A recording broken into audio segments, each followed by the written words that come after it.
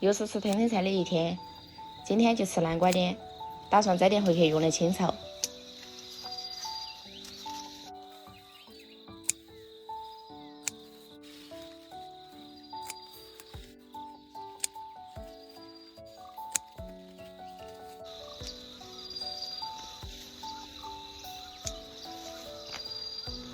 有这些就可以炒一盘了，顺便再来淘点海椒，等下用来炒腊肉。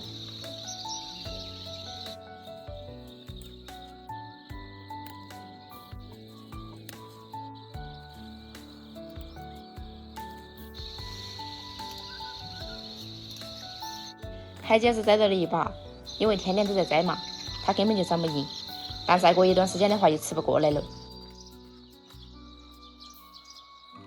南瓜碘不管咋个吃，都要先把这层皮给它剥掉，不然是很影响口感的。还有它的这个须须要给它切来丢了，个人觉得这个须须不好吃，但是佛手瓜捡它的须须跟南瓜捡的须须就是相反的。碘子类的蔬菜都是比较干净的，随便挡两下就好了。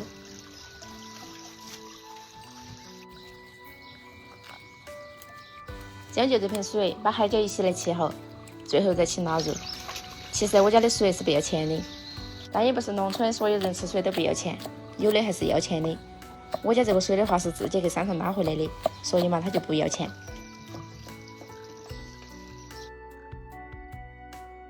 再来把腊肉切好，我看这个腊肉有点肥，干脆等下起来炒菜好了。因为今天只有3个人在家，刚好能吃肥的一个不在，那就是我爸爸。但倒也不是说他不喜欢吃瘦肉，是因为他牙齿不好才选择吃肥肉。好了，现在拿点豆腐皮来泡起，等下就用它来炒腊肉。看来今天又出不了门了，一点晕都没得，热得不要不要的。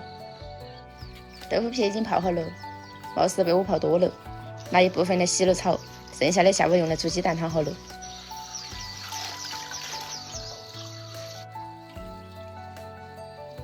好了，现在开始炒，先把切好的腊肉倒在锅里面煸炒出油。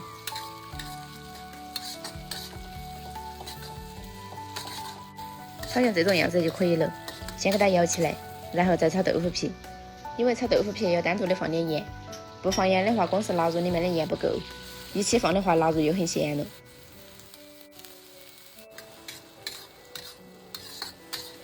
豆腐皮跟海椒都炒熟，再把炒好的腊肉放进去，翻炒均匀就可以舀起来了。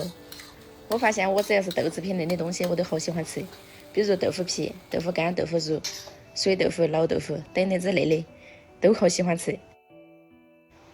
扣一点猪油来炒南瓜碘，先放点大蒜还有干海椒段的，炒香了之后再放南瓜碘。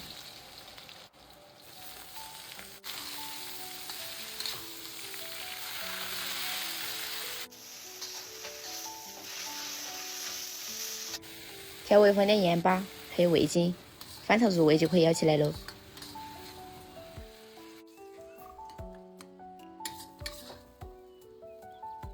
炒好了就只有这么点，但也够吃了。好了，准备开涮。感觉我最近有点掉头发，所以我多少得吃点米饭，不然的话要秃顶了。好了，今天的视频就分享到这点，拜拜喽。